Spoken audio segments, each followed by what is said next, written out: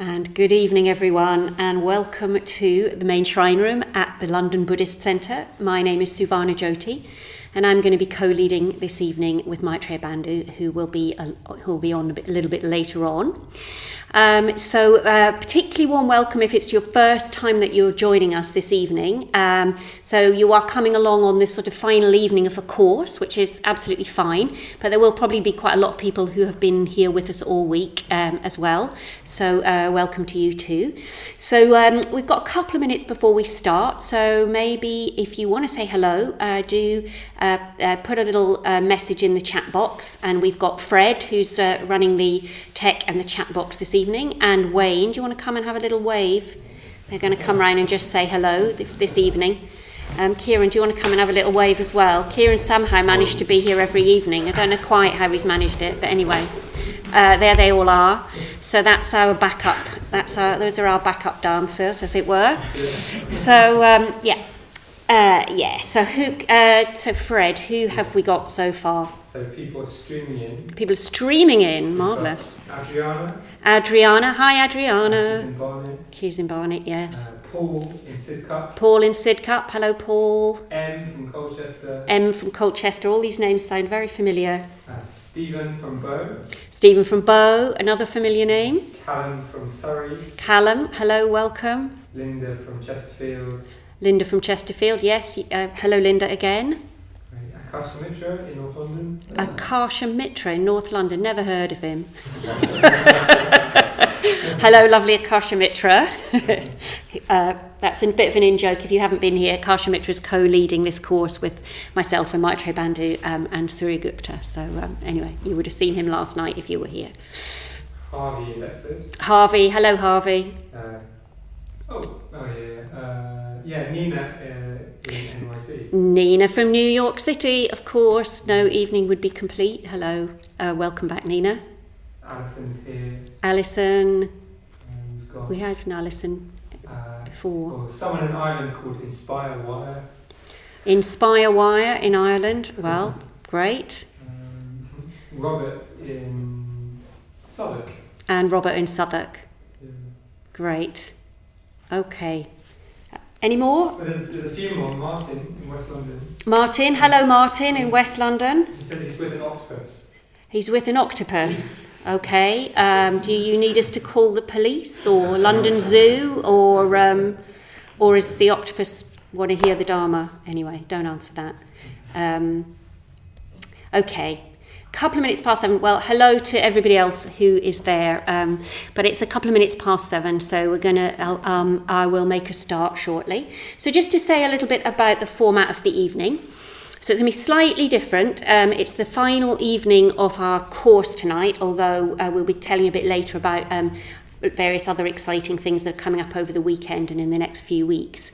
So this evening, in a moment, I'm going to start us all off with a short meditation. And then I'm going to do the first part of the talk this evening. Then we'll have a little break, and then Maitreya Bandhu will come on, and he will sort of riff off whatever I've said, I expect. Use it as a springboard for saying a bit more about the topics this evening, and then he and I will come on together, and we'll do our best with your questions and answers. And then we'll finish the evening with a short ritual, as we have been doing on the previous evenings. So that's a rough idea of the shape of things. Once the talk starts, if you do have any questions that are coming up, do feel free to write them into the chat box. If you just put a capital Q at the beginning, so that Fred's able to see sort out what's a question and what's just a comment. So do feel free to do that. But why don't we start with a little sit?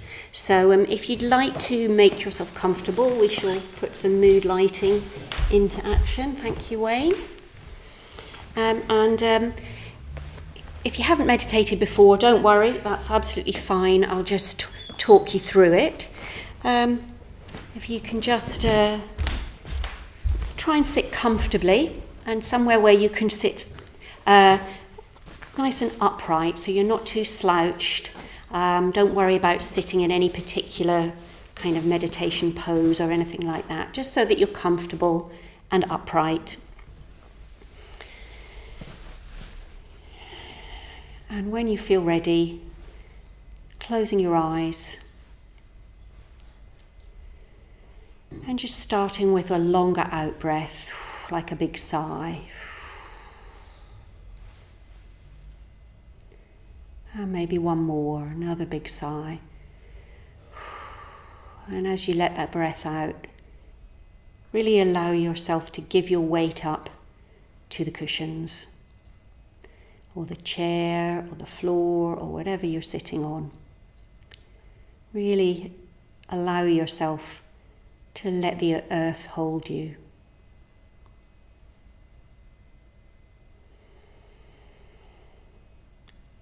And taking your awareness to the points where you're in contact with the earth, through the seat, through the chair, through your feet on the floor or your legs on the floor.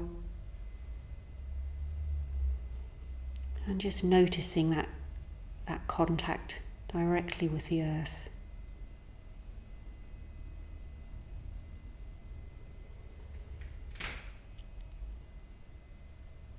Allowing your awareness to dwell in the sensations, the actual experience.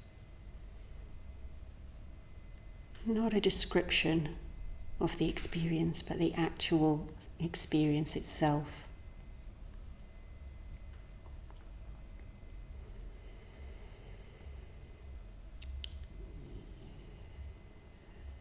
And then through that experience, just imaginatively connecting with the earth deep beneath you. And having a sense of the energy of the earth. Connecting with your own energy as you breathe.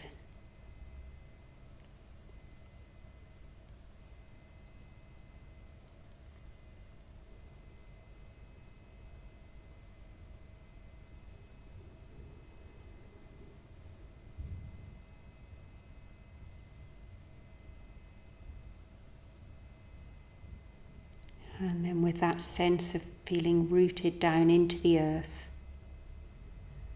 also feeling a sense of uplift, and as if in a way you're rooted up into the sky.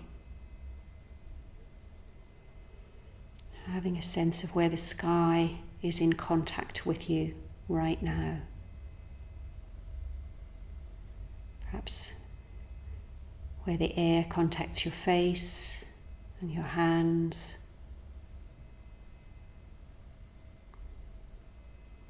A sense of the infinite space above you and all around you.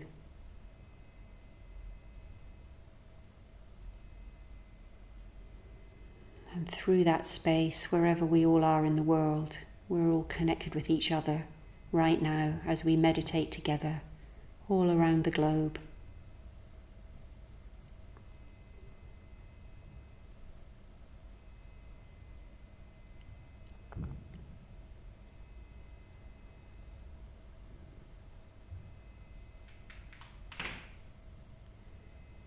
And between the earth and the sky is this breathing body.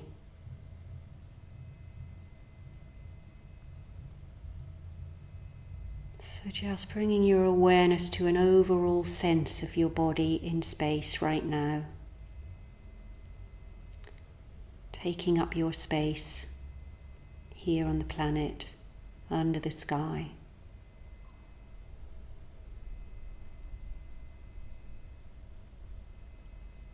Seeing if you can tune into the sensations throughout the body and the sensations where the body is in contact with the outside world.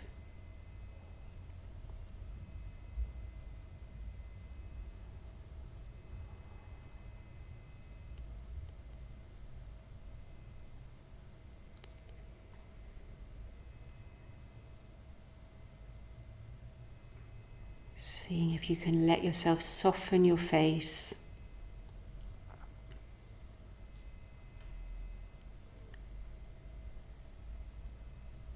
No one's looking at you just now. letting the eyes be soft in the sockets and softening the jaw.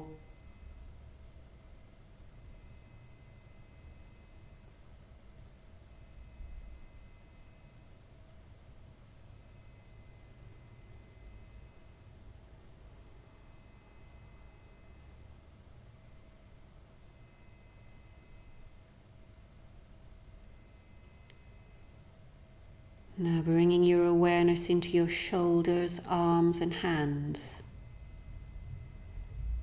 and seeing if you can just soften them, noticing the sensations, whatever they are, where there's a warmth or a tingling, or the sense of clothing on your skin.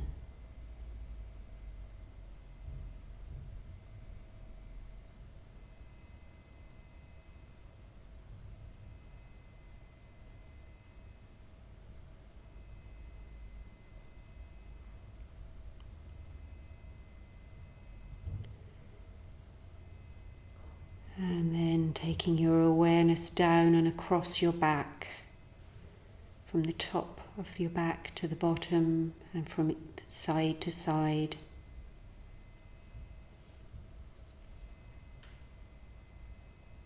Maybe you can feel the movement of your breath in your back.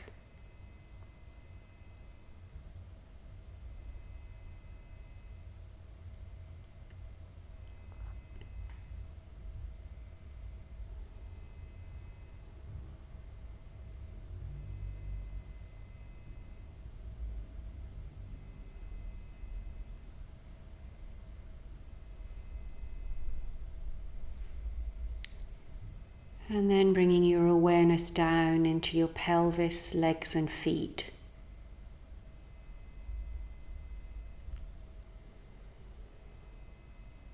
Inviting your legs and feet to soften.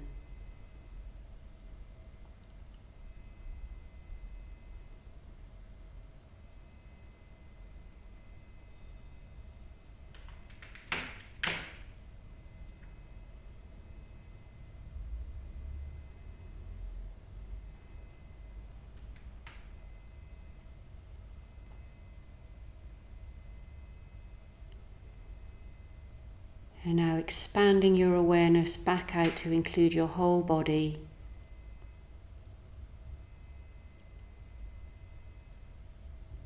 And within the body, within that whole body experience, allowing the breath to come into the foreground of your experience.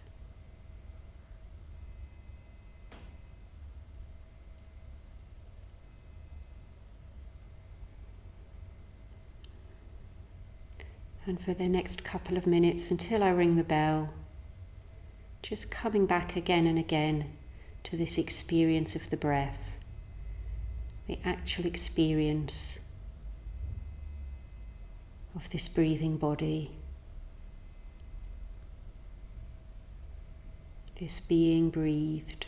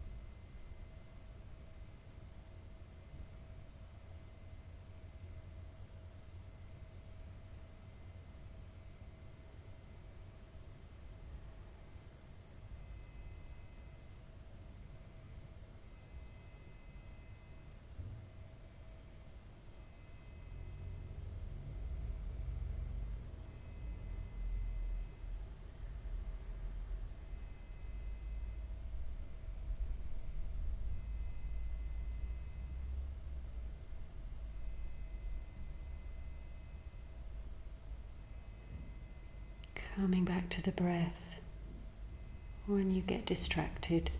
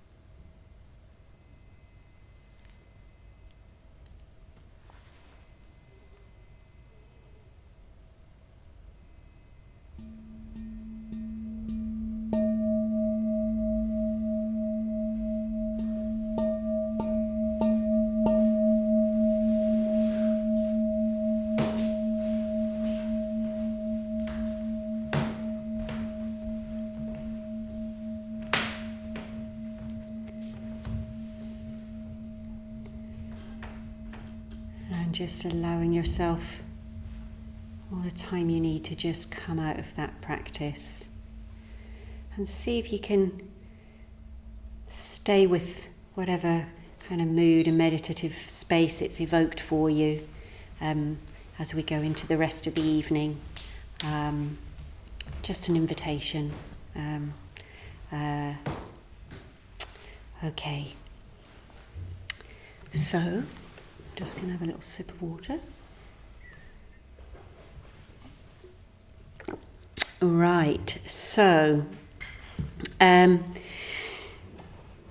well, those of you who have been with us all week know that we've been exploring this mysterious, charismatic, enigmatic figure of Padmasambhava, who's a very big figure in Tibetan Buddhist and Tantric Buddhist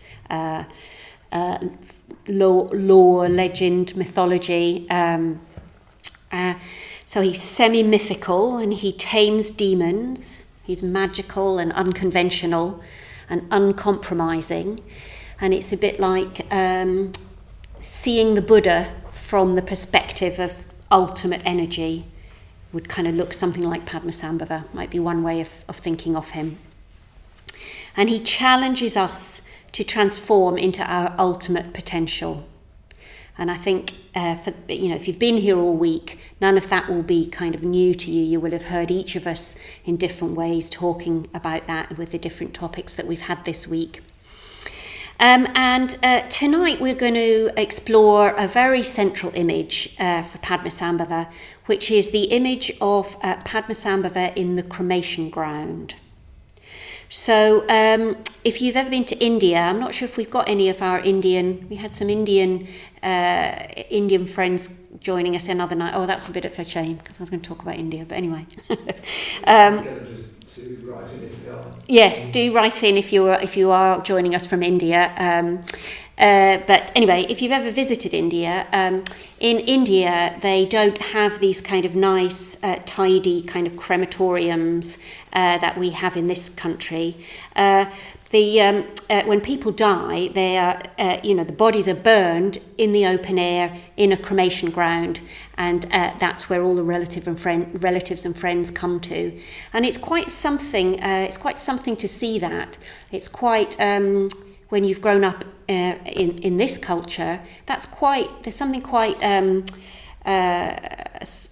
sort of shocking about it in a certain way, because we're so protected in our culture. Death is so sort of sanitized for us. It's kind of tucked away between nice little frilly curtains at the crematorium, rather than being sort of seen in a sort of straightforward way for what it is. So this idea of the cremation ground, if we're going to imagine this figure of Padmasambhava within the cremation ground, if we think about the associations with the cremation ground, we've obviously got the association with death, which in a way, we're talking about transformation. Death is, you could think of, from our point of view, that death is sort of the ultimate transformation, because it's the one transformation that you are guaranteed to go through, no matter what you try to do about it. And it's an ultimate transformation because we don't, it is the complete unknown. We really don't know what lies beyond that. So the association of the cremation ground with death brings it into the realm of transformation, and the fire as well. Fire is a sort of universal symbol of transformation as well, of changing one thing into another through burning it.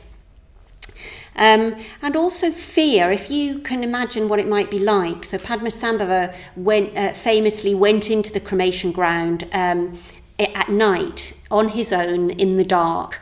And I know for myself, I personally love a good cemetery. I really like going walking in cemeteries. Some people think that's a bit spooky, but I really, really love it. But I have to say, when it starts to get dark, I start to feel a little bit uncomfortable. And even though I know rationally, it's not really any different to the daytime. But you can imagine Padmasambhava walking on his own into a cremation ground, completely in the middle of the night, completely dark, nothing around. There's burning bodies, in different stages of being sort of decomposition around. There'll be the bits of bone everywhere. Really quite a place where you're really being confronted with death and the idea of change and transformation. And so what does he do when he gets there into the cremation ground?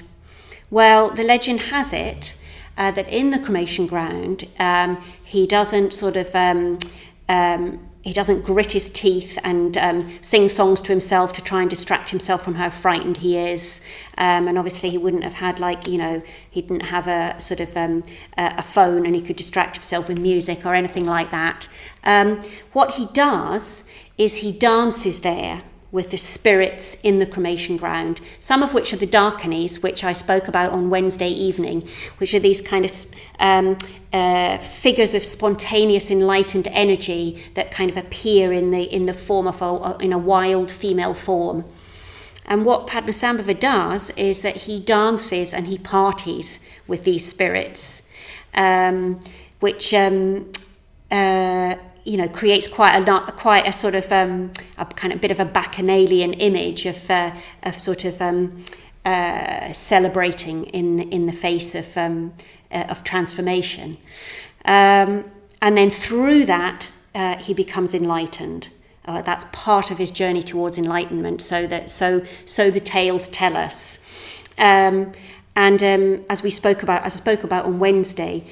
We can think of the Darkanies as his as arisings of his deeper, more unconscious, strong emotions, strong energies, and he dances with them and befriends those energies and integrates them so that he can build up enough energy to break through, to break free to enlightenment.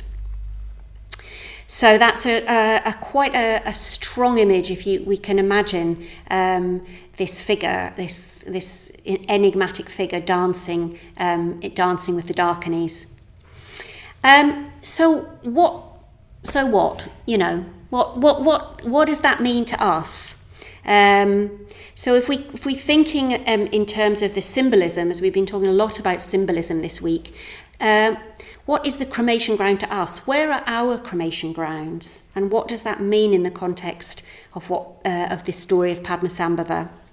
So we can think of, there's a sort of range of ways that we can think of where our cremation grounds are.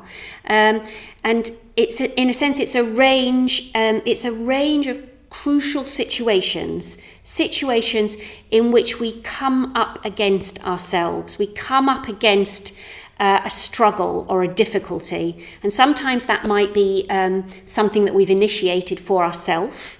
And sometimes it might be something that's forced upon us by external events.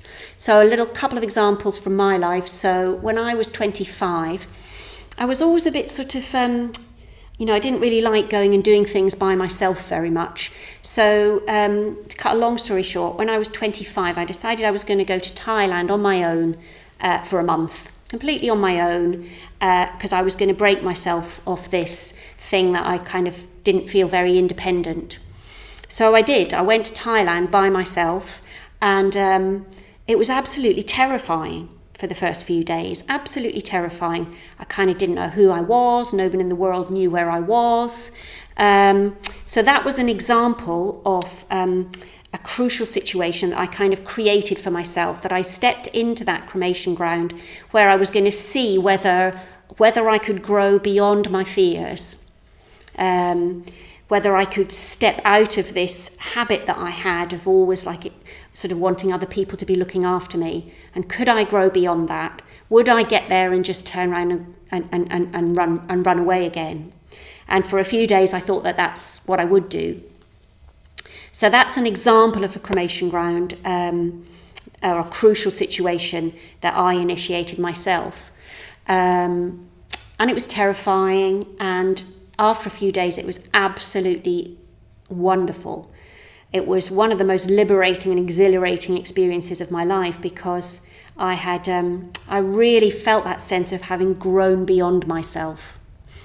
The other example that I have is something quite different, which has probably been the most difficult, crucial situation of my life, which was when my mother died. And it was only a couple of years after I'd been in Thailand, actually. And when I left Thailand, I remember on the last night thinking, I've just grown so much now, I can handle anything. I'm just properly grown up now. Nothing's going to floor me anymore. And then less than 2 years later, my mother died in a particularly tragic and very sudden way. And that was a very different kind of cremation ground, one that I had absolutely not invited. And one that in many ways I don't think I negotiated terribly well, and to a certain extent I'm still grappling with that cremation ground, that crucial situation, that attempt to grow beyond what I had, how I thought the world was, and then suddenly I'm up against something that shows me that it's not like that. So these crucial situations can be a whole range of things, from obviously one's own death, when one has to face that. Can't get much more crucial than that, really. So from death through to, it might be a major change in your life, like for me, losing my mum, or a change in career, an illness. I mean, it could even be something that, on the surface is supposed to be something happy and positive, but that actually feels quite challenging too. Sometimes people can experience that when they get married or when they become a parent. So that would be another example of cremation grounds. They can also be things that are a bit more subtle in a way, so things that are more of a subtle challenge to our sense of ourself, or our self-view, or our kind of, a challenge to our psychological self, if you like. So sometimes, failing at something can be a fantastically growthful experience. And I do say that as someone who has experienced that in my life. So I'm not just being one of those annoyingly successful people that say, failure is really good for you. And success too can also be a cremation ground. We all hear of these, pop stars and, struggling with their own success. So, what all of these things have in common is that they bring us up against our false views on what life is. They teach us, they show us in some way or another that we're not this fixed being. Things don't stay the way that we want them to. Even if we manage to get them that way in the first place, they won't stay that way. That we're not fixed, that nothing's fixed, that everything changes, everything's fluid, and that trying to hold on to things and make them stay a particular way is going to cause you pain, because it's just not the way things are, even no matter how much we would like that to be the case. And the more and more deeply we can know this, in the more deeply in the core of our being, then the more insight we'll have into the true nature of reality.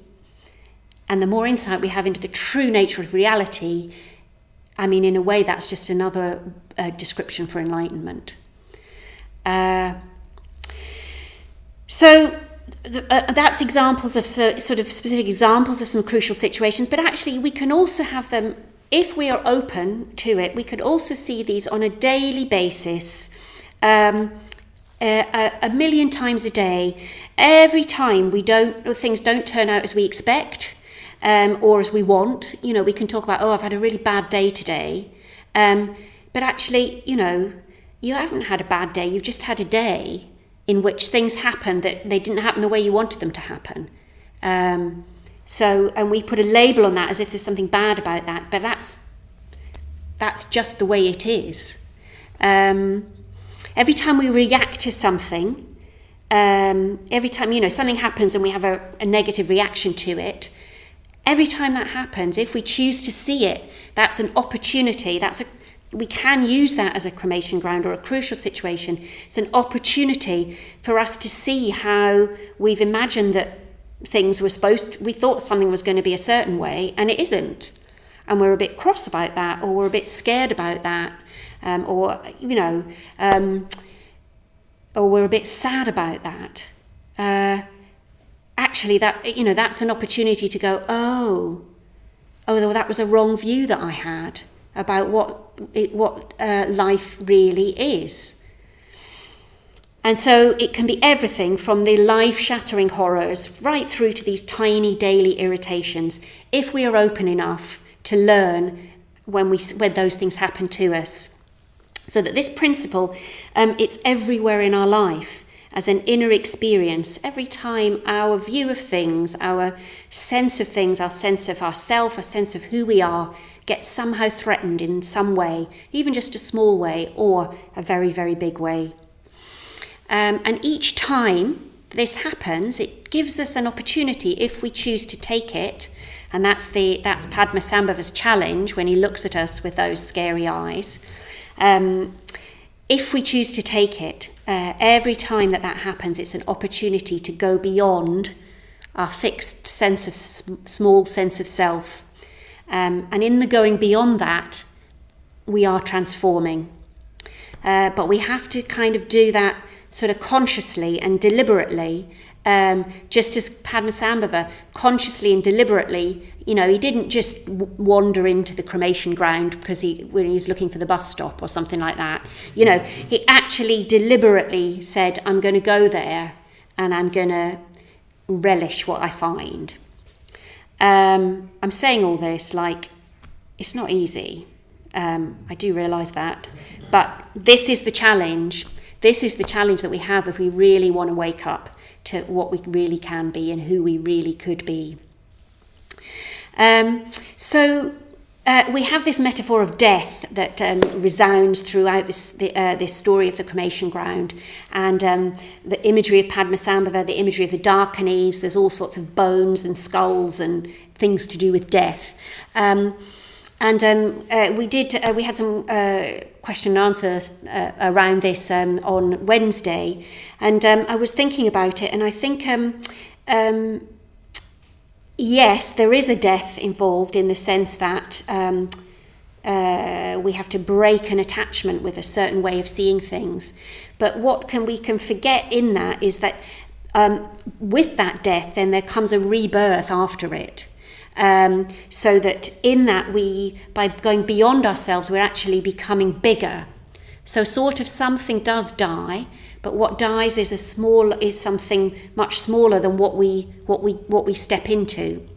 I mean, I don't know if you've ever had an experience in your life where you've behaved really well. I mean, like ethically, you've really kind of, you've really sort of, just behaved really well ethically, and afterwards sort of felt yourself somehow bigger as a result, not in a puffed up, pompous sort of arrogant kind of bigger, but a sort of I don't really know how to say it other than bigger. a wholesome, healthy, joyful, even sort of bigger. So it's a quiet pride of going beyond yourself. It's not an ego pride associated with success and winning and, beating somebody else. I'm not saying that there's anything sort of wrong with that. I'm just saying that that's not the pride that I'm talking about. That it's a much quieter, gentler sort of experience. I had my own experience of that, my own sort of, in fact, I would describe it as the thing that I'm most proud of in my life, actually, which was when my little sister died, which was 9 years ago now. And, she was the most precious thing in my world, and she was dying, and I helped her to die well, and she had the best death that she could have had, because I was one of a small number of people that enabled that to happen and helped that to happen. And there were so many ways in which I had to go beyond myself in order to make that happen. And there were times when I didn't quite manage that in certain, there were a few things that I wasn't so proud of. But overall, 99%, I did really, really well. And I know that was something, there's sort of nothing more valuable in a way than that. So maybe you can think of some examples in your own life. And each of these is an opportunity to kind of go forth from your normal sense of self into something bigger. And it's funny, isn't it? Because even if we kind of trust and believe in that to some extent, somehow it still feels frightening, because on some level we kind of think that it's going to be the end of us or something if we transform, and in a certain sense it is, but in truth it's not the end of us, it's our liberation, because in losing ourself, in losing that smaller sense of self, we gain everything. And the sort of the most ultimate example of that within Buddhism is when the Siddhartha Gautama, who was a prince who went on to become the Buddha, when he first decided that he was going to go forth into the spiritual life, he gave up everything, his palace, everything that the material world you could possibly wish for in the material world, and he walked away from that into nothing, effectively, into the jungle, to start looking for something more, and he found it. Not quite that quickly, but he did become enlightened. So that's the sort of ultimate example of how, if you can step beyond your comfort zone in a conscious way, with awareness and mindfulness and kindness and courage, that you can, there's so much to be gained from that. So, yeah, I am going to take another minute or two. All right, yeah.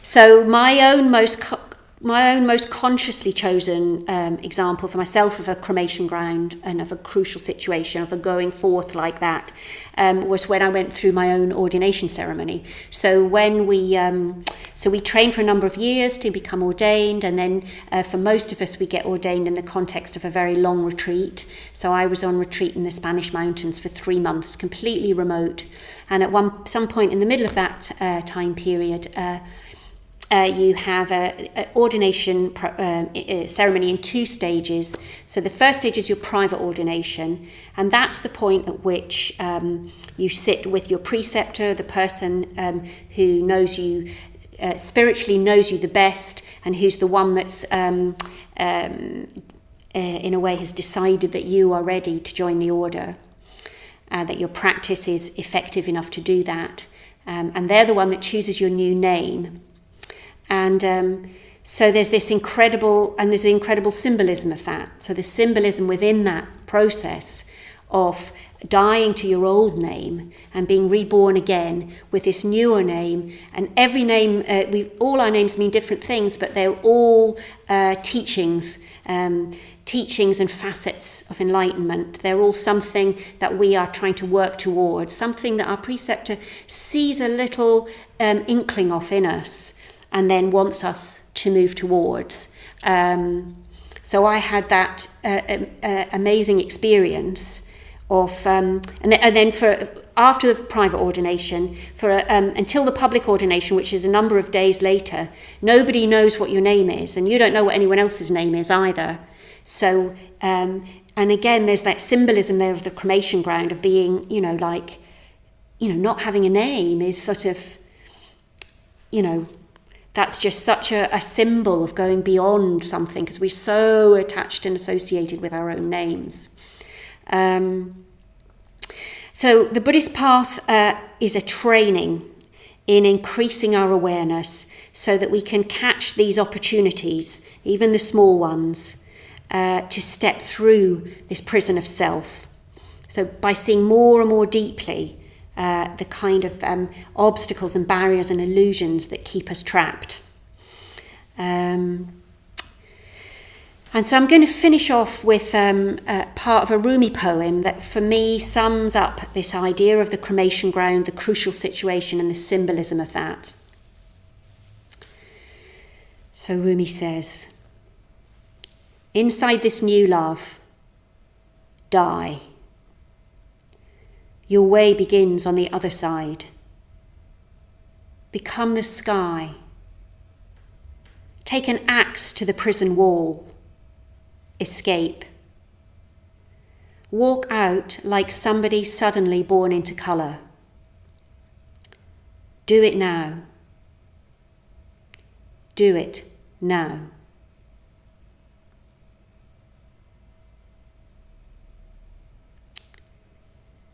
Okay, folks, we're going to take a break and we'll be back in about 5 minutes or so.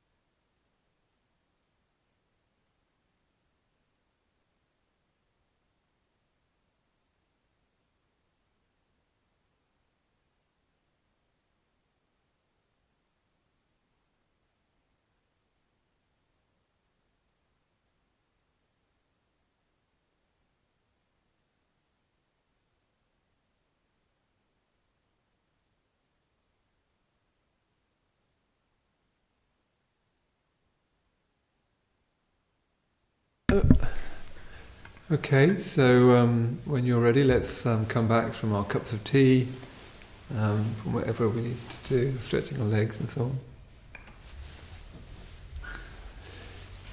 In a way, this isn't, just to make really clear, this is not the culmination.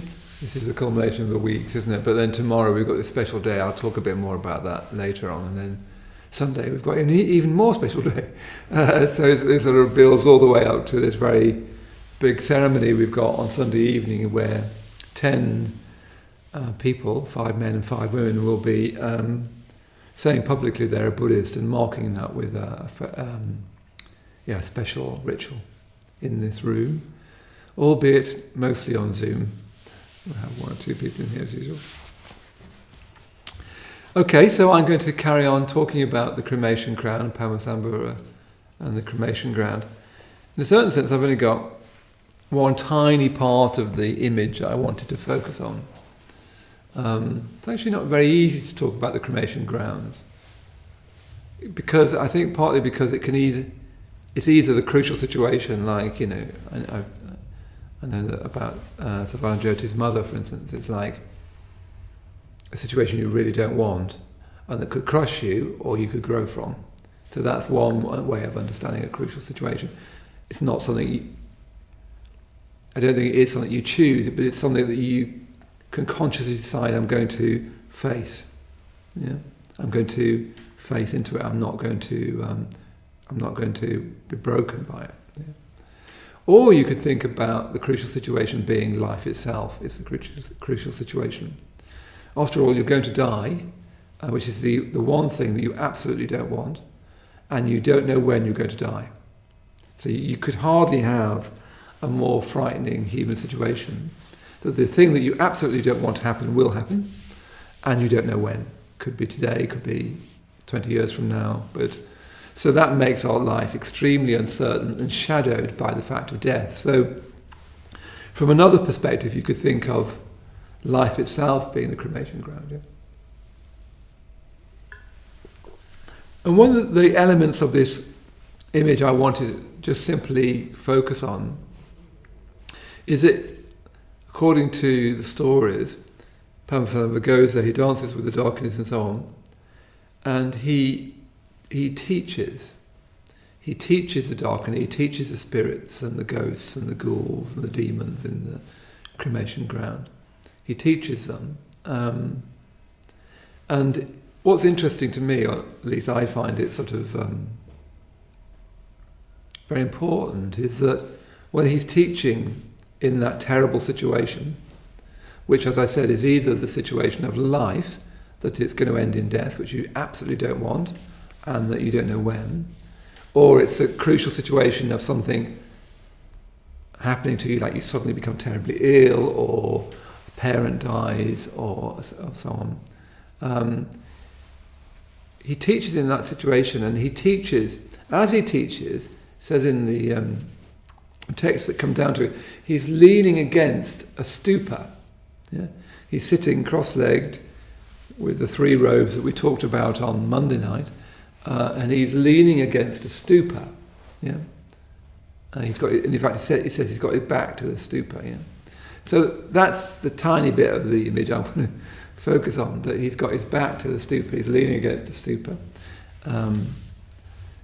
Because I think that's very important. So what he's facing into either he's facing into extremis, into pain, into difficulty, into fear, particularly, because the cremation ground is a metaphor for the most frightening place you can imagine, the thing that you really are frightened of, and you see how therefore it links with death. The thing that you could say, all human fear really comes down to fear of death.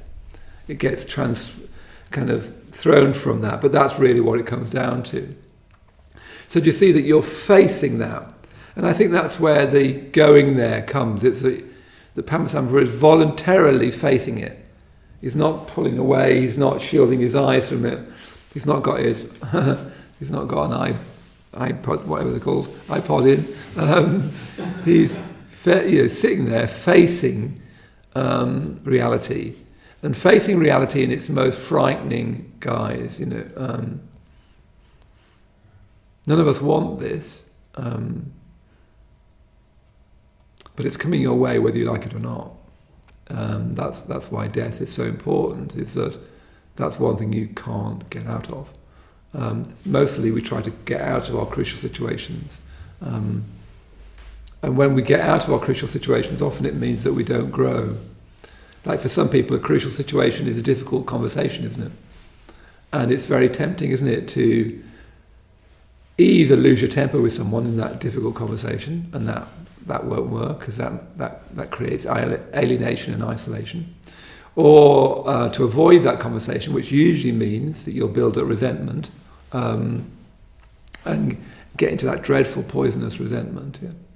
So what Padmasambhava does is he faces it, he turns towards it, he faces it, he gives it its attention. Yeah. I think that's particularly relevant when you think about things that most frighten you, because I think the fact that he's got his back to the stupa are the qualifications to face what is most frightening to you. Because if you're not careful, you'll face what's most frightening to you and you'll be eaten by your own fear. Or you'll be overwhelmed by the situation. This is easily what happens when people are young, I think. You have this kind of great, kind of idealistic, heroic, I'm going to go out there and do it sort of thing, which is great and what you should do. If you haven't got that when you're young, heaven only knows what you'll be like when you're my age. Anyway, but you see how you can often not be naive, well, inevitably naive. You don't really know life. You want to face it and you want to be seen to face it, but you don't know life. You're not old enough yet to have seen what it can do to you. When you were young, we've got Kieran here who's 18, and when I was that age, you sort of think of people of my age, or in fact any age above about 20, that's just like, you've already made a mess of it. You're not very good, but here comes me, I'm the future. I'm not going to do that sort of silly thing. I'm going to do these remarkable things. And somebody of my age always wants to say, wants to sit down and let's see. I think leaning on the stupa is a qualification. So I think I've got 3 or 4 ways of understanding the stupa. The stupa, you can see them on the shrine behind me. They're associated with death. So when the Buddha died, and when he was dying, the disciples of the Buddha said to him, "What should we do with your remains?" And he originally said, "Nothing, just burn it." Burn it, and that's it. There's nothing to, But they wanted to venerate the remains. What were they going to do? So what he did, the Buddha traditionally took off his outermost robes, folded it into a square, and put his begging bowl on top of it, and said, "Bury me in a form a bit like this." Yeah. So you can imagine a sort of rough and ready square with a bowl-like top. Yeah. And over time, that grew into what we call the stupa. You have Tibetan stupas, Thai stupas. They all look very, very different. We've got this wonderful stupa at our retreat centre for Vipassana, which I hope you'll all come to see one day, and hope we'll all be able to walk around that and chant together. I miss those days. So you see, you've got this stupa. It actually just means form. So it stands for lots. First of all, it's linked with death. It's linked with the Buddha. It's linked with the body. It's linked with something much more than that. So I'll just go through some sort of ways of thinking about what leaning against the stupa means. So the first thing I thought about is that he's leaning against the body. I like that sense that he's leaning back. It's pressing on his back. Sometimes if you're in that difficult conversation, what you need to do is go back. You need to come back in yourself. You need to rest into your back, because difficult situations tend to bring you forward into kind of a threat mode. Whereas very often what I need to do is go back.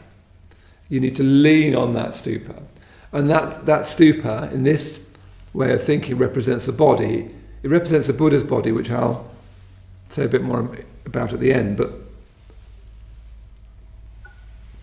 So in other words, if you're going to face difficulty, if you're going to face the crucial situation, if you're going to face your fear, you need to be embodied. Yeah?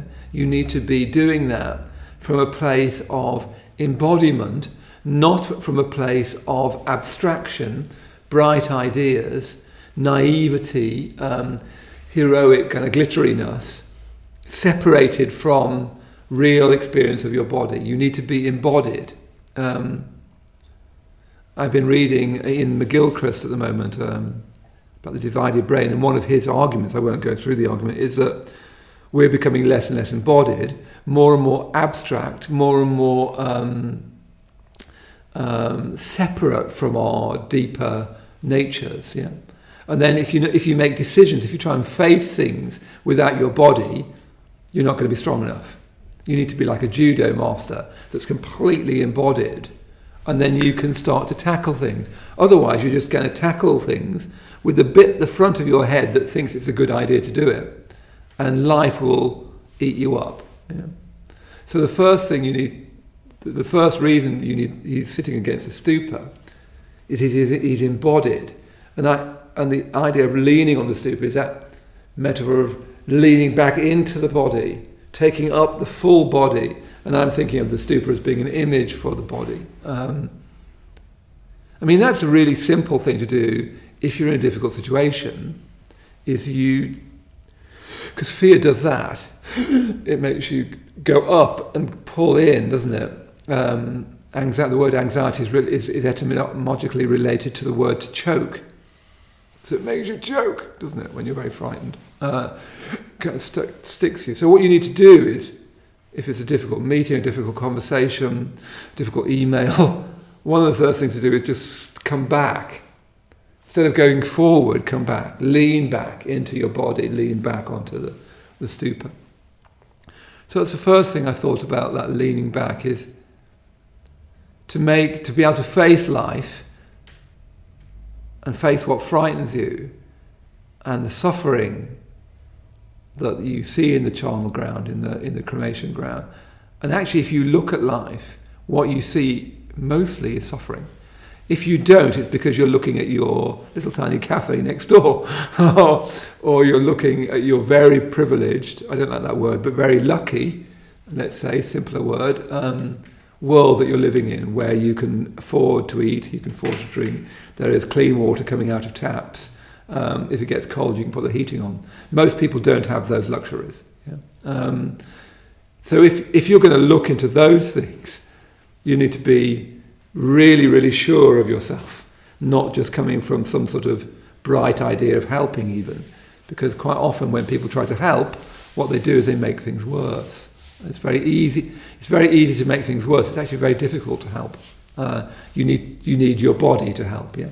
You need all of you present to help, not just some bright idea you picked up from something, which we've all done. So the second thing about this leaning back on the stupa, it's interesting in Buddhism. What happened to the stupa in Buddhism? First of all, it starts off as a funeral mound, really, a burial mound for the Buddha. Nothing very... I mean, you'd hardly have noticed it, probably. And then over time, as Buddhism became this great universal religion, the form becomes more and more ornate. The pagoda, for instance, is a stupa. Those wonderful ones with the eyes, where are they from? I can't remember. Anyway, sorry? Nepal, yeah, they're stupas as well. So they can seem so different, the Chorten in Tibet. But I won't go through all the symbolism, because the symbolism of the stupa is very, very, very deep. They represent, a simpler way of putting it is that the stupa represents all the elements. So, for instance, the body is made up of solidity, and so that the stupa represents solidity in reality. But the body is also made up of water, blood, semen, spit, urine, etc. So the stupa represents the water element in the universe, not just in the body, but in the universe, in lakes and streams and rivers and so on. Then there's heat in the body, and there's heat outside of the body, so that the stupa represents the heat in the universe, the central heating that you put on, the fire you light, the heat of the body. Yeah? The body has breath, so the body has the air element, and that's part of the air element in the universe. Yeah? And the body fills up a certain amount of space, and that's a space element in the universe, infinite space going all around us. And then there's the most mysterious thing of all, the body is consciousness, and that's the consciousness of the universe. So the stupa over time came to represent everything. Solidity, form, wateriness, fieriness, temperature, airiness, spaciousness, consciousness. Everything there is in life, yeah? And it represents them unified and turned into this very beautiful, and often stupas are very beautiful, this very beautiful architectural form that traditionally you would circumambulate, walk around and chant, and we do that at our retreat centre. So the stupa comes to represent everything in the sense of wholeness. Yeah, it represents unification at every level. Body unified with mind, mind unified with feelings, outside unified with inside. Because with the breath, where does the breath start and where does it end? Where is it mine and where is it not mine?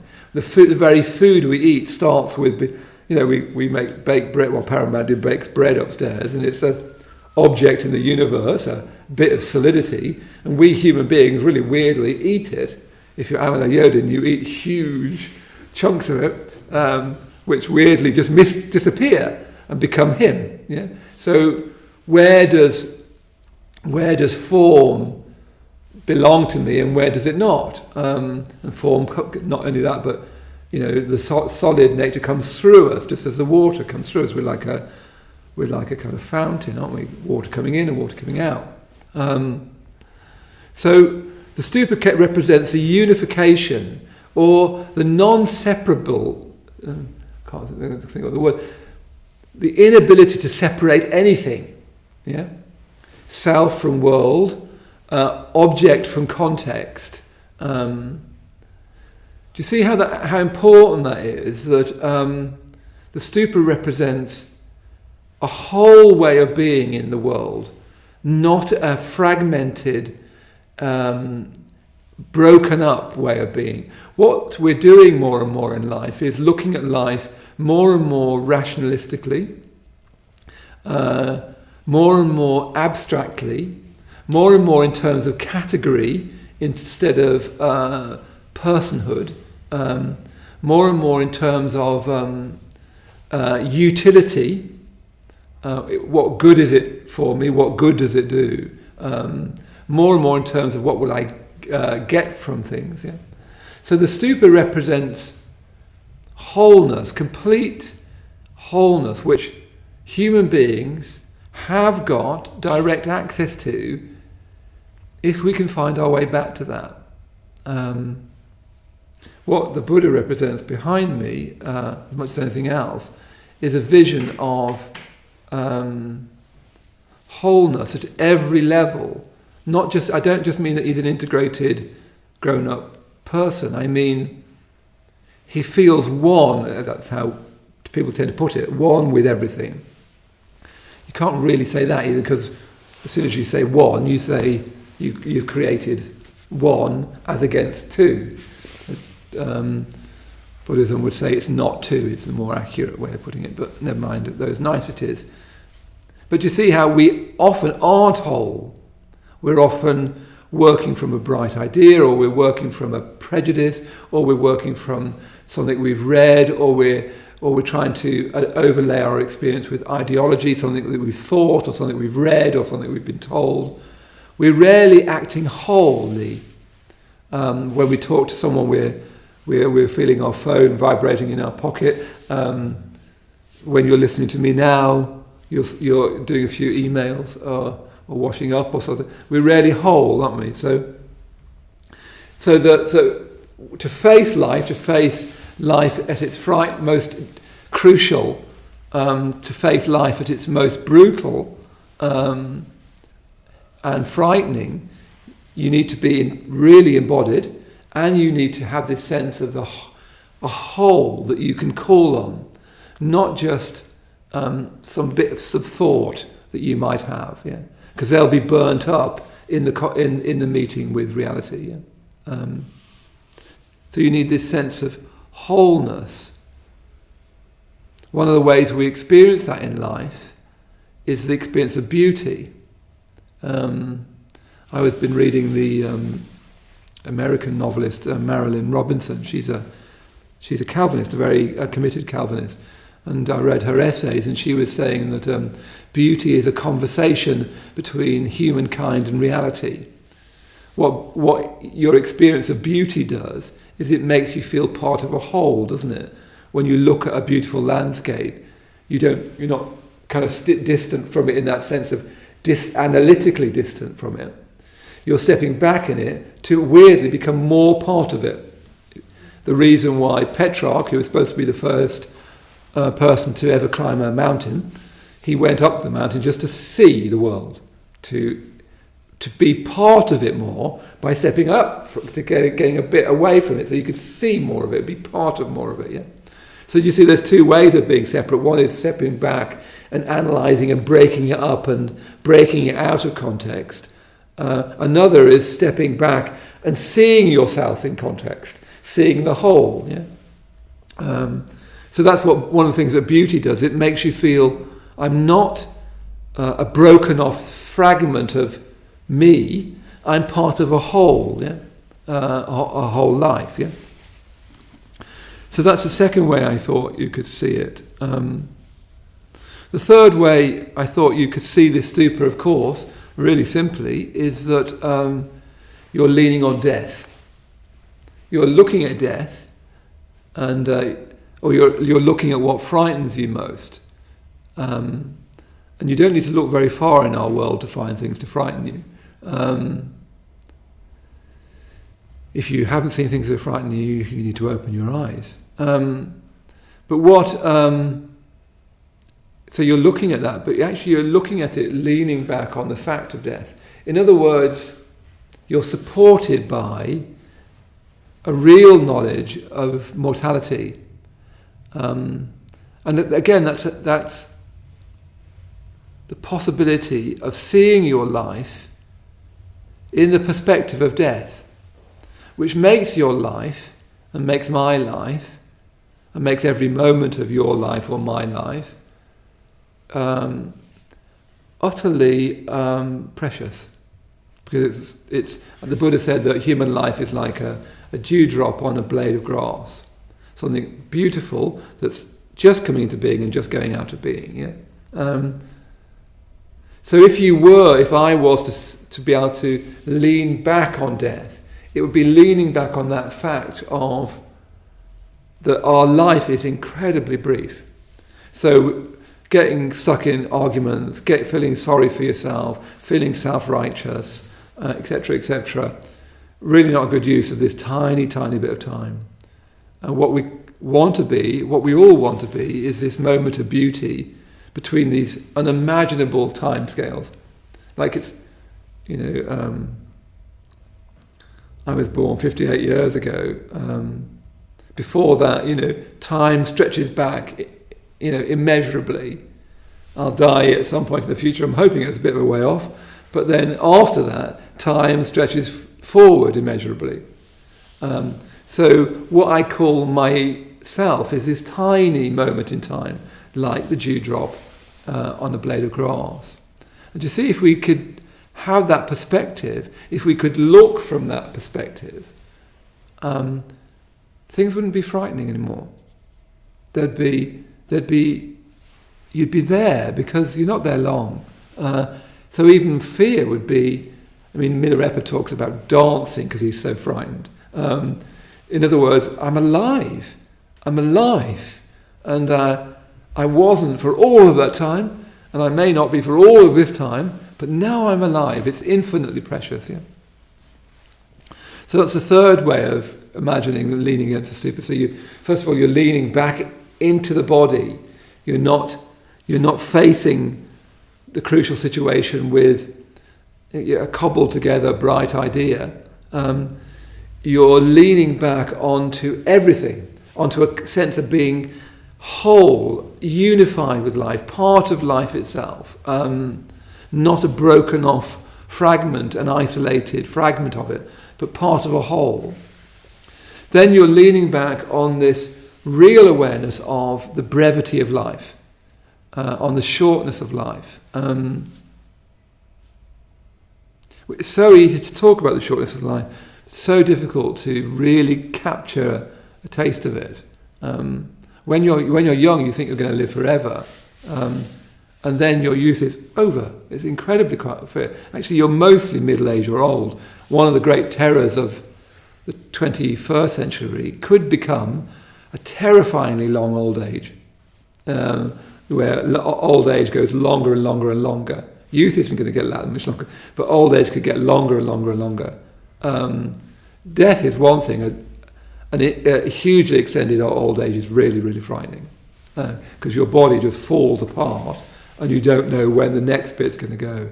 My mother's very, very elderly, and it's disgusting getting old.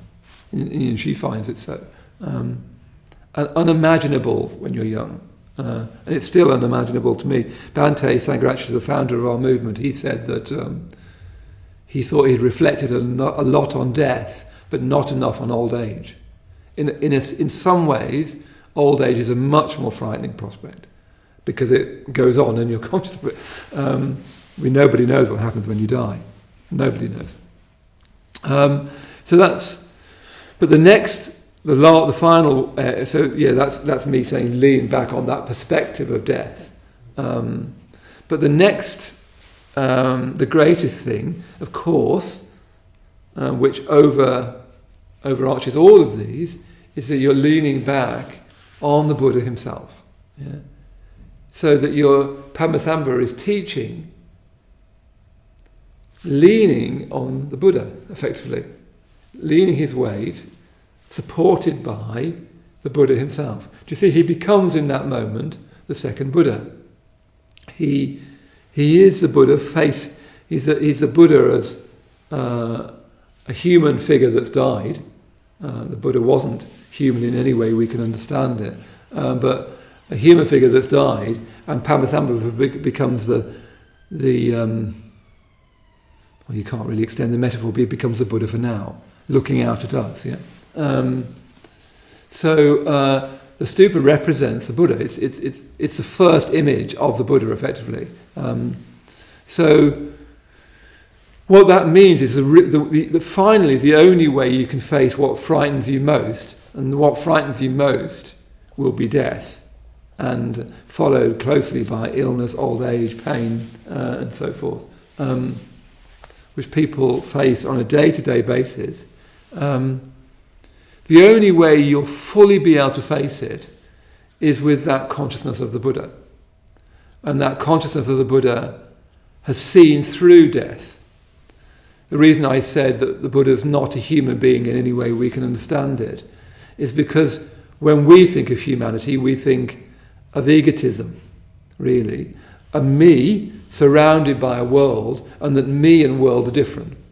And that I need to protect myself from the world or get things from the world. But basically, you and I, self and world, are different. They're not the same. The Buddha's consciousness transcends that. The Buddha's consciousness transcends time and space. It transcends causality. It transcends rational concepts. It transcends the body. It transcends the physical senses. It's an unimaginable consciousness. It's the consciousness that Savanajoti was imagining being the butterfly in relationship to a caterpillar. To the caterpillar, the butterfly is unimaginable, and the Buddha's relationship to us is like that. That there's a consciousness in which death is no kind of problem. Yeah. And do you see how finally that's what you really have to lean on? Anything else finally will somehow let you down, is my instinct. What we tend to end up with is sort of false comforts which let you down. You know, like I remember your story. You know, your mother died, but you had your sister. So at least I've got her, and they were always very close. And then death comes and takes her away. Anything you lean on, apart from the Buddha, eventually will let you down. It's a tough truth, but it's a truth that we all sort of know, isn't it, really? Anyway, so that's my way of thinking about teaching the darkinis, being in the cremation ground, leaning against the stupa. So being in touch with your body, and that's something we can all do right from now. Difficult conversation you've got tomorrow, meeting your boss where you easily cower. Just keep coming back to being in your body rather than moving forward. Then keep coming back to a sense of being whole.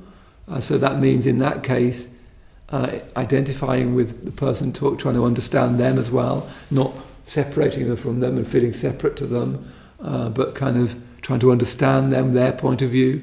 And then see if you can be in touch with a little bit of reminder, look, this is going to be gone really quickly. Whatever it is, this too will pass. Yeah? This too will pass. Try and bring that reflection in. And try just to remember occasionally, there's something beyond this. There's a consciousness that I can't imagine. I've got within me something incredible that I can't imagine. Yeah? And then you, like Padmasambhava, will be leaning on the stupa and teaching the darkinis. Okay, that'll do. So let's invite Savanajoti up with me, and I'll move slightly to this side. So this is your time to ask any questions if you've got any questions for us. You might not, but I hope you have. And then after that, I'll keep a bit of an eye on the time. We'll finish, as Savanajoti said, with a short ritual. And yeah, that's important. We'll finish with a short ritual, but before that, I'll just say a little bit about tomorrow. Yeah? You know, the sun will rise. That's a joke. Anyway, never mind. I always think funny when people say, "What's going to happen tomorrow?" You want to say, "Well, the sun will rise." And probably. You don't actually know, but anyway, let's go to questions. Am I in the right place? Can you see us both? Yep. Yeah, good. Yep, great. Yeah, good. So there's no questions. No questions. Okay, good. Great. Okay, so how you doing? So, So why don't we, whilst people are, is there any question too? Whilst people are thinking of questions, let me say about what's happening next. yes, that's a good. That idea. gives you a bit of, and whilst I'm talking, you can remember. So tomorrow, we've got this lovely day tomorrow. We are having this whole course going all the way up to Sunday evening. So tomorrow we wanted to honour the fact that it was Saturday. So we're going to be doing, Suragupta is going to be leading meditation tomorrow morning. So there's not going to be an 8 o'clock meditation tomorrow morning. And there's going to be a 10 o'clock, I think, or 10:30. But you'll all get, if you've signed in for this course, you'll get the email. If you haven't, you can still sign in and you'll get the email. She's going to be leading us in meditation in the morning. And then in the afternoon, there's going to be a drawing exercise. So we're just going to do some playing. It's really important to play. I hope you've got a sense from us that to live this life, my golly, you've got to have a sense of humour. You've got to have a sense of humour, and you've got to be able to play. If you haven't got a sense of humour and you can't play, run out and get them now. You know, don't even wait to finish. Yeah. So we're going to do some drawing in the afternoon, and then in the evening, Manjusiya, we invited him to come and talk about a book that he loves. Yeah. So he's going to talk about James Joyce's Ulysses, which is anyway, it's quite a book. It's one of those books I always keep thinking I really should read. Ulysses. Have you read Ulysses? No. Don't even know how to spell it. No, I'd fall. Luckily, yes, spell check. So that's tomorrow evening at this time. So do join in for that. It's a fantastic way of being introduced to a major, absolutely major modern novel, a novel that changed the history of the novel. Then Sunday we've got a whole day of celebrations. So meditation. We've got a family and children's event. We've got more talks, and then right up to the evening we've got Mitra ceremonies. 10 people, 5 men and 5 women, becoming Mitra, saying that they're a Buddhist. So what I do, just see if you can just tune in as much as possible over the weekend. And by the time we finish our ritual on Sunday night, you'll have really, especially if you've been following this fairly closely, you'll get a real sense of the spirit, at least, of Buddhism. There's everything still to learn, but you'll get a real sense of the spirit of Buddhism. So, is there any questions now? We've got 2 questions. Oh, heaven. Yeah, we'll start with this one then. Yeah. So M asks, how do you deal with fear of a specific person? How do you deal with fear of a specific person? I suppose it kind of means what you mean by deal with. I think, fear is fear, whatever the... Sorry, I'm looking at you, Fred, as if you'd asked the question. Sorry, it wasn't your question. Yes, it was M's question, wasn't it? Yeah, so fear is fear in a way. In a certain sense, you could say, it sort of doesn't matter what the fear is of, because you're still needing to come into the physical relationship with it first, as Maitreya was just saying about his kind of hints for how if you've got to have a difficult conversation with somebody or something like that. So in a way, it doesn't really matter from a sort of physiological point of view what the fear is of. It's because fear is just a label. Fear is a name that as a description, it's a word that we use to describe a particular sort of set of uncomfortable physical experiences that get triggered in us by different things. And there are some things that would make everybody have that physical experience, and there are some that would be very specific just to you or just to me or whatever, according to your sort of conditioning. I think that's what I say, because it depends what you mean by deal with. Because that could mean that you're trying to get rid of or not have. It's more work with. Yeah, work with. But also, I suppose it's... there's also a sort of reality thing, like, for example, if you are in a situation where you are physically in danger from somebody, then I wouldn't be saying, yes, that's right. Just feel into your body and, lean back on the Buddha. And, I'd be saying, the Buddha would be saying, I'm sure, run, find a way to make yourself safe. Yeah. So without a context, it's slightly, we definitely don't want to be giving the impression that that there isn't external things that happen that we need to sort of have a proactive response to. I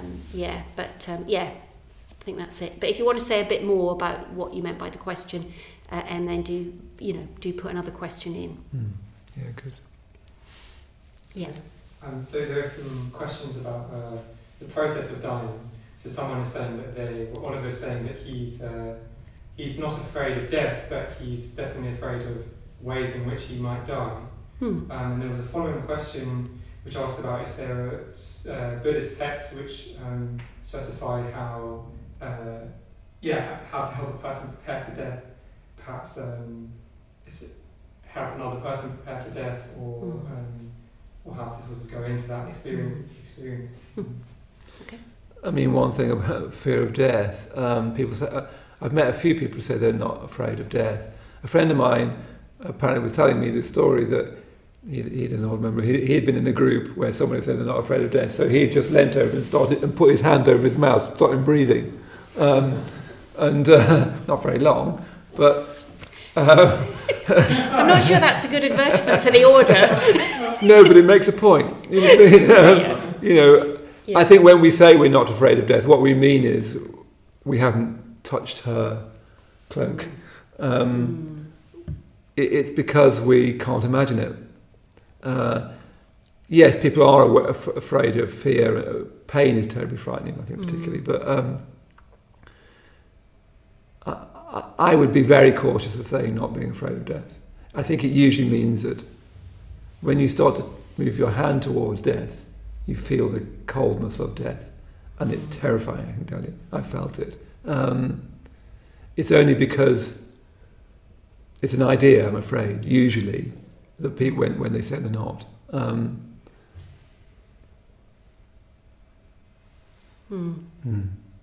Yes. Do I agree with that? Yes, I suppose I do agree with that. Although I wonder whether Oliver meant being dead, like after, being dead, because one can have an idea that, I'm not afraid of that. Yes, that's right. People can think that. I think sometimes they mix it up with being dead. Wittgenstein, the philosopher, said death is not an event that happens in life, so you can't be frightened of it. That's Wittgenstein's idea, that you can only be frightened of things that happen, and then you afterward, oh my God, that was terrifying. Yeah, okay. The death isn't an event that happens in life. I've always found that a bit tricksy. It's all a bit sort of philosophical. It's a bit philosophical. I mean, he is a philosopher.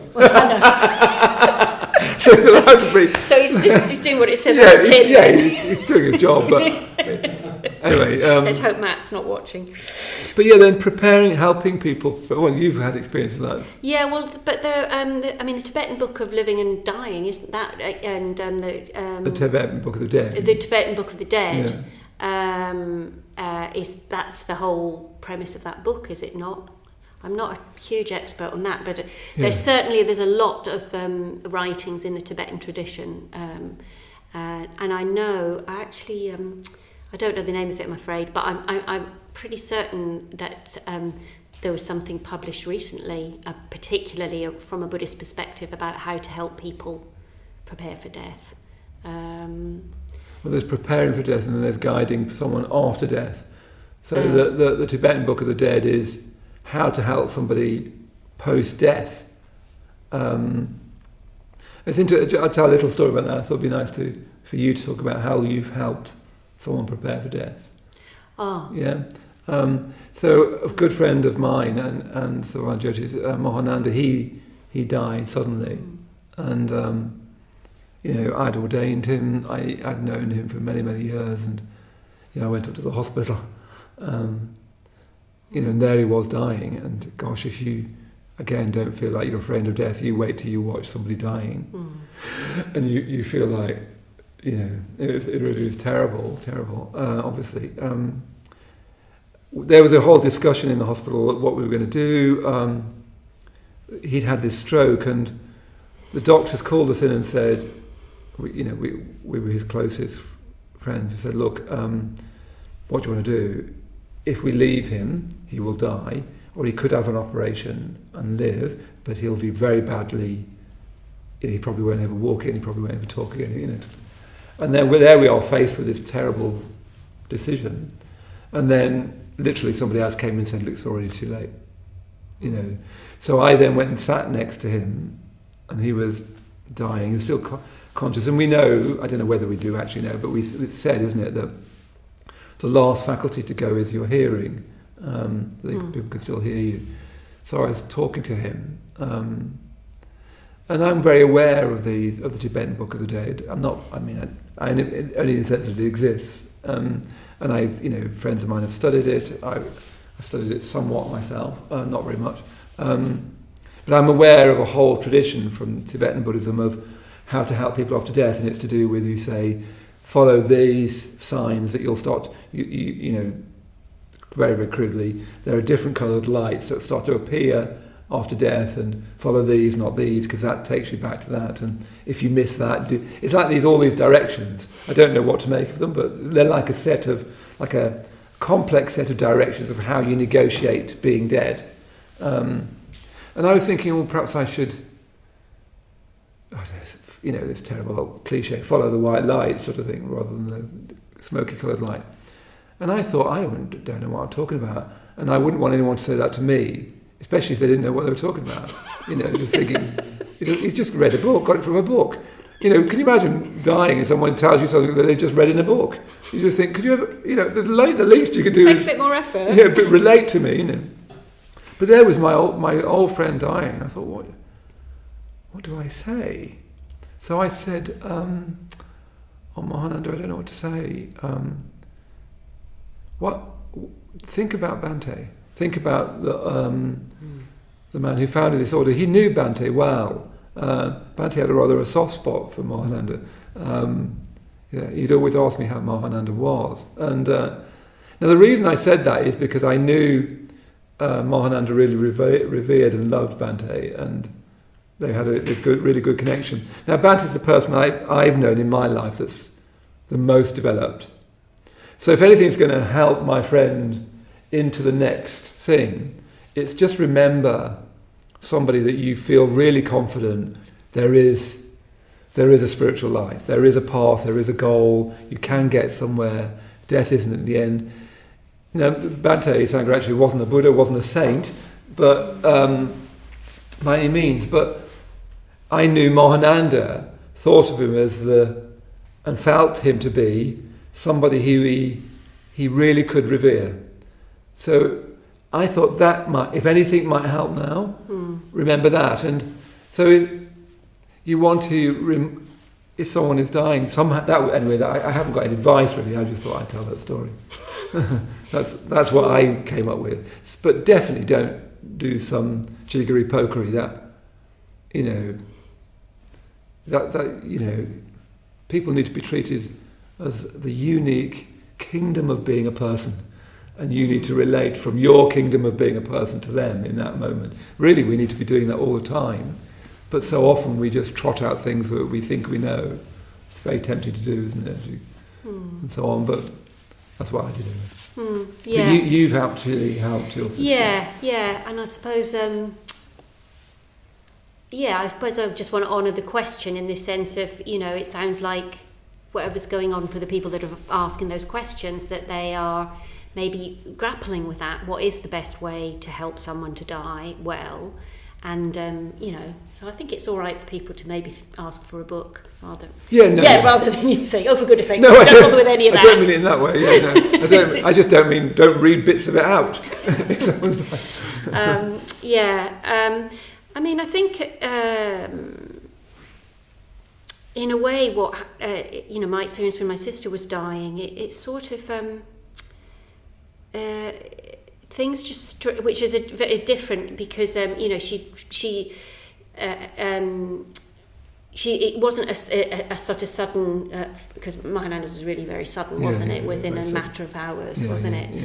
Yeah. So my sister's final dying period was over 3 months, although we had known we'd known that she was going to die young, and actually she lived way longer than we expected her to. So it was a different sort of situation than that, and I think in a way when that happens, it sort of everything strips back to what absolutely matters, and what mattered was to be as present as I could with her, and to be as loving as I could with her, and in a way that was it. So that and I don't know. I mean, she would get frightened every night when I would leave her in the hospice. She would always be frightened. That'd be the point at which she got frightened the most. And she was dying from a brain tumour, so as her brain was being eaten by the tumour, her sort of faculties would be more lucid or less lucid, or depending on, and her ability to speak would alter as well. And so as Maharaj Bandhu said, it's death is not pretty, and but every night somehow she would when she would begin to get sleepy and I would be about to leave her to sleep for the night, she would get frightened and she would get lucid, And every night she would ask the same question, and she'd ask me or she'd ask her partner, and he didn't like having to answer that question. And my sister wasn't a Buddhist, so it was a different situation. And she would say, "I'm frightened. I'm frightened." I mean, she knew she was dying, and she said, "I'm frightened. I don't know what to do. I don't know. What do you say to when the person that you love the most in the world is going, I'm frightened. I'm dying. Help. You're my big sister. Help me," kind of thing. And I just used to. All I could do was draw on my spiritual practice. So I used to say the same thing to her every night. I used to say, you don't need to be frightened. All you need to do is relax and let what's ultimate in you connect with what's ultimate in the universe, and the universe will look after you. Which is it's actually a bit of a paraphrasing of one of Bhante Sangharakshita's aphorisms. And I just tried to universalize it because I certainly wasn't going to sit there and try and convert her to Buddhism in her final days. Yeah, it's the last thing you need, really, isn't it? And but I was just trying to connect with something that I felt, I suppose, in a way, because I don't know what happens, but I just wanted to calm her consciousness. And she would always felt calmed after I'd said that. She always felt calmed, and she would always go, yeah, and then she'd be ready to sleep. So there was definitely something about that idea of, which in a way is an idea of, sort of transcendence, isn't it? Of sort of letting yourself go into something bigger than yourself. And her partner used to say to me, I hate it when she asks me that question. You're much better at handling it than I am. And, and he didn't have a spiritual practice, so he didn't have that something to draw on. He was a wonderful, wonderful man, but it meant that question was a difficult one for him to grapple with because he didn't have a frame of reference to speak to it. Gosh, we've gone into really sort of it's deep territory, isn't it? But it's interesting what you're saying about her partner, because all he's got is "I'm losing you." Yeah. He hasn't got anything. It hasn't got anything beyond that. It's just I'm losing you and you're losing you. Yeah. And interestingly, it's funny that we've ended up talking about her so much tonight, because what I used to do to send her to sleep was I would chant. I would offer to do Buddhist chants for her, and her favourite chant was, guess who? Padmasambhava. Really? Yeah. Oh, interesting. Isn't that interesting? That's strange. So yeah. Anyway. I mean, you can see that we're talking about these most serious things because that's what the parable asks. You can start to see what story does, is it evokes realities and then asks you to address them. That's what parable and story and legend does. It's not interested in the superficial and the historical. It's saying we die in this case and we get frightened, and how are we going to face that? How are we going to face that? Let's see if there's any other questions before we finish. Just an average Friday night at the Buddhist Centre. It's all good. What is there on Netflix? Anything? Yeah. There's a question from Kate. Okay. So the question is, fearfulness and anxiety can be incredibly strong, visceral experience, and sometimes too big to bear. Sometimes leaning into it feels impossible, and sometimes it feels right to just physically change things by moving or finding a distraction or a relief from that situation. So could you speak to that? Yeah, no, that's a very, very good question. So yeah, there's a few things I could say about that. So, I'm not sure you might possibly, you're talking about feeling like a panic attack's going to come on, that sort of level of things, and I don't want this to sound dismissive in any way, because I don't mean it in that way, but I would caution with holding to a narrative that says I can't bear this, because that's story. I mean, I totally understand that that's what it can feel like, but actually that's a story that you're putting onto a set of feelings. And as soon as you've got one has a strong feeling, and as soon as you say to yourself, I can't bear this, then, that makes it worse. So just caution with that. But I'm not trying to be dismissive about the magnitude of what the experience can be like. And I think, when we teach our mindfulness courses for depression and stress, and anxiety and other things like that, one of the things that we really focus on is that meditation practice and mindfulness practice, it helps you to become more aware so that you have a choice point in what you do. So it may be that there are times when you might go, this is horrible, and I know if I just get up and give myself a shake, or whatever it might be, that will help a bit.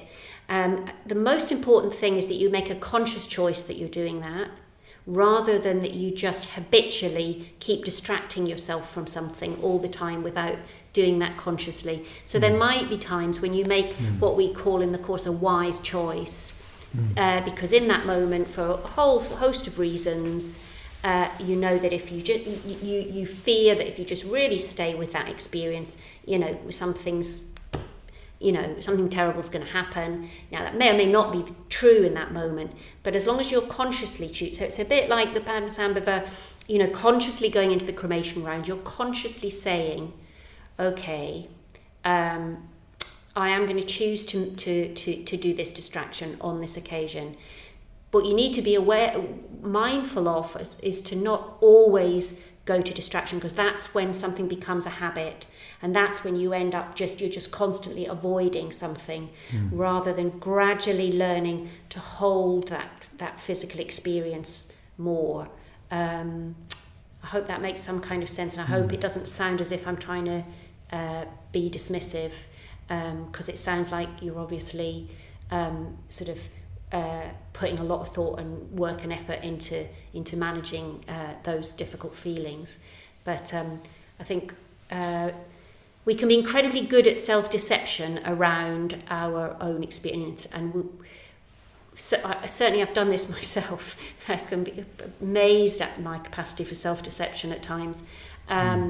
Is to be really, really honest with yourself, and really try to stay with the physical feelings whenever you possibly can, because that will help you to grow and to help you learn that you can hold a little bit more and then a little bit more, because once you start always distracting, then you're never gonna hold that. That's what I'd say. Do you want to say anything else? No, I think that's a really good answer. Yeah. So good luck with that. Perhaps we should start to draw things to a close. Yep. So. Oh, it's me. Yes. Suddenly, I knew that would happen. I couldn't remember what was coming next. Yes, great. Well, first of all, just thanks everybody so much for your questions tonight, as usual. It really, really makes us have to think and reflect on. Really good, particularly good tonight, I thought. Actually. Yeah, really good questions, and I feel quite stirred up from the whole. It's a very stirring topic, but it's this Padmasambhava in action, though. It's not comfortable, and if you don't feel challenged and stirred up, then I think maybe you have been secretly watching Netflix rather than listening to us. So in a moment we're going to go on, and I can't actually remember what I'm supposed to be doing. Yes, no, I can now. Sorry. I thought if I kept talking, I'd remember. I was thinking, where's she going with this? Yes. Yeah, sorry about that. I'm embarrassed now. So you've been with us for some of you have been with us all week. Some of you may have just joined us today. We've got this whole weekend of things coming up, and I personally, I've really enjoyed being part of the teaching team this week. I'm just a bit sad that we're not been able to be physically in the room teaching with Surya Gupta and Akasha Mitra because of the current situation. But yeah, it's been great, and I know there's been lots of other great things going on in the daytimes, and Diabadra's been teaching in the daytimes, and various people doing qigong and yoga, all sorts of things. A whole team of us offering things, and also our tech people every day. And Kieran every day. And Kieran every day, yeah. He's just rent a crowd or something. Yeah, representing North Dublin. And to do all this, to put all this on, you know, we do need resources. And like many other charities, we are very much struggling in the current COVID pandemic. We are, you know, we're a big centre, and there are lots of people involved here, but we have some massive overheads, and we're sort of nowhere near meeting those at the moment on a monthly basis. So we're giving this course freely. That's our sort of, if you like, that's our gift, if you like. And if you would like to join with that sense of gift giving, of generosity, to be part of the overall project, then if you are able to give us a donation for tonight or for the week, that would be fantastic. I think Fred's probably put a link in the chat, have you, Fred? Yep, he has. That's great. And particularly if you're joining us fairly regularly these days, you know, what would be even better is if you felt able to start giving us a regular donation in terms of a standing order, because that just really helps us to know that we've got a certain amount of money coming in regularly. So that would be great. And if you're not able to give us anything, that's also fine too. And you know, we hope that you've all enjoyed what's been on offer. Maybe not enjoyed after tonight, but found it fruitful in some way. Yeah. So yeah, that's great. And then good. And then I'm going to say a little bit, just to remind you again about everything coming up. Oh, you are, yes. You know, that we've got a whole day of activity tomorrow, which we're giving a bit more room to play and drawing and, you know, culture and meditation, and then Sunday this whole day festival. So do keep tuning in. Other next steps? And then other next steps are, for instance... We should have rehearsed this bit, shouldn't we? Well, I didn't know if you want to say anything about ongoing classes and... Oh yes, do I? Probably I should. So you know, what we're doing at the moment is every evening you can tune in at 7 o'clock, just to keep tuning in. The main thing for most people, just keep tuning in. It's such a shame. Normally we'd say just keep coming to the centre. We are having in-person classes now, so you can come to lunchtime classes if you're living near here. Nina, you won't probably be able to come to that lunchtime class from New York. We've got Saturday classes. We're gradually going to be we're opening more classes, but we can only get 16 people into the centre, and that has to be bookable. So we're going to be continuing our live streams like this, and whatever happens, we're going to be continuing this in some sort of form. So just keep tuning in. Really see if you can join the meditations in the morning. I think that really has been supporting people as well. So see if you can take those next steps. Yeah. And the final offer is, I'm very excited about this. So myself and the lovely Akasha Mitra, who I hope is still watching us, who was teaching last night, we're going to be we've just found out the last couple of days that he and I are going to be co-leading a weekend retreat at our retreat centre in Vajrasana at the end of October. So it's a 3-day weekend. So it starts on Thursday, the 29th of October, through to Sunday. I'm not sure of all the exact details yet, but I'm sure it will be on the website. But if you would like to come on retreat, or you haven't been nobody's been on retreat for ages, so I'm very excited, and I'm really, really thrilled to be co-leading that with Akasha Mitra. We were sort of laughing about it because we've been planning our co-leading of a retreat for about 12 years. Yes, from way back, from way before we were ordained. We were like, ooh, one day we can lead a retreat together. Oh, that would be funny. And now we are, so we're really pleased about that. I'm really looking forward to being at Vajrasana, but that will probably book up quite quickly because, again, we're going to be very much more limited on numbers than we normally would be because we've got all the protocols that we need to observe. So do look out for that on the website and come on retreat with myself and Akasha Mitra. Good, okay, so let's conclude as we have been by doing just a short puja. Just remember, and puja is always a way, a ritual way, an imaginative way. Remember that ritual is a species of imagination, it's nothing weirder than that. It's in a way of just remembering that there is more to life than what meets the eye. There is more. And so we're going to do again the verses and call and response. Then I'll start in a mantra, and those people here will make offerings to the shrine. If you're doing this at home, if you've got your own shrine, well, you will be doing this at home. What I suggest is do join in. If possible, you might have your own shrine, light your own candles.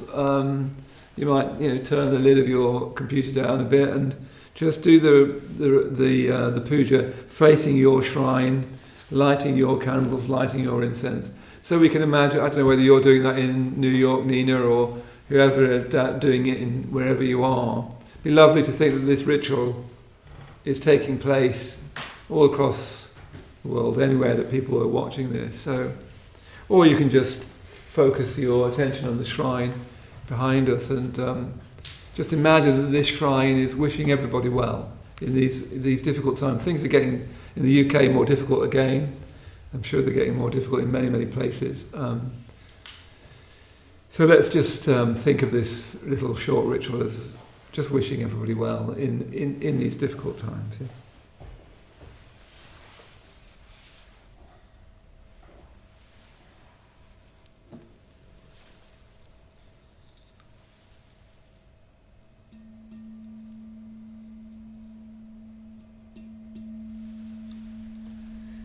The threefold puja, opening reverence. We reverence the Buddha. We reverence the Buddha, The perfectly enlightened one. the perfectly enlightened one, The shower of the way. the shower of the way. We reverence the Dharma. We reverence the Dharma, The teaching of the Buddha, the teaching of the Buddha, which leads from darkness to light. which leads from darkness to light. We reverence the Sangha, We reverence the Sangha, the fellowship of the Buddha's disciples, the fellowship of the Buddha's disciples, that inspires and guides. that inspires and guides. Reverence to the three jewels. We reverence the Buddha We reverence the Buddha and aspire to follow him. and aspire to follow him. The Buddha was born as we are born. The Buddha was born as we are born. What the Buddha overcame, What the Buddha overcame, we too can overcome. we too can overcome. What the Buddha attained, What the Buddha attained, we too can attain. we too can attain.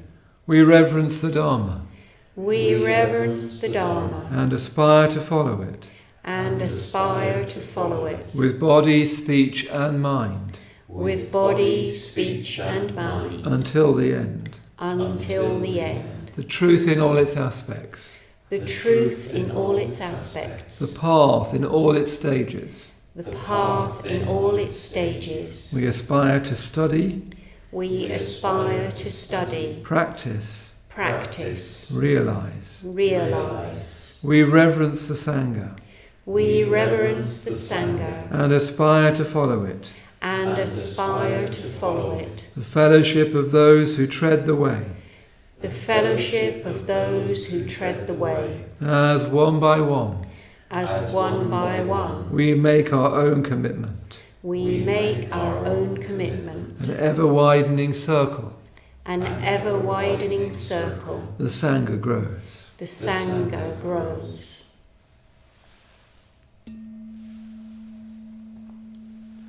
Offerings to the Buddha. Reverencing the Buddha, Reverencing the Buddha, we offer flowers. we offer flowers. Flowers that today are fresh and sweetly blooming. Flowers that today are fresh and sweetly blooming. Flowers that tomorrow are faded and fallen.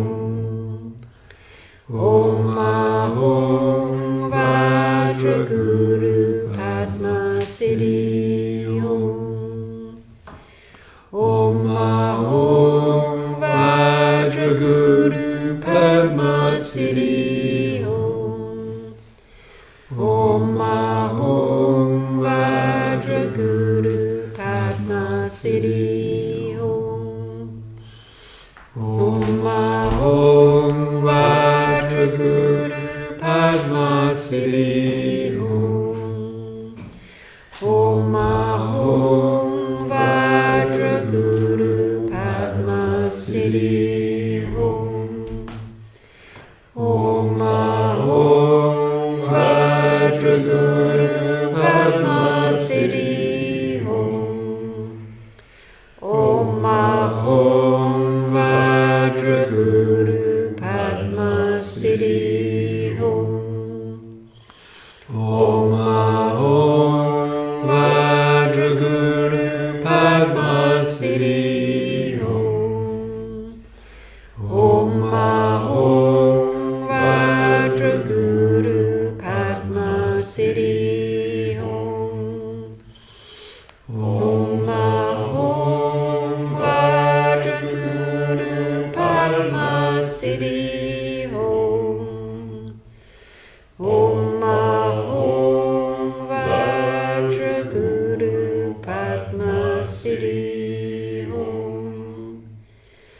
Om Ahom Vajraguru Padma Siddhi Om. Om Ahom Vajraguru Padma Siddhi Om. Om Ahom Vajraguru Padma Siddhi Om. Om Ahom Vajraguru Padma Siddhi Om.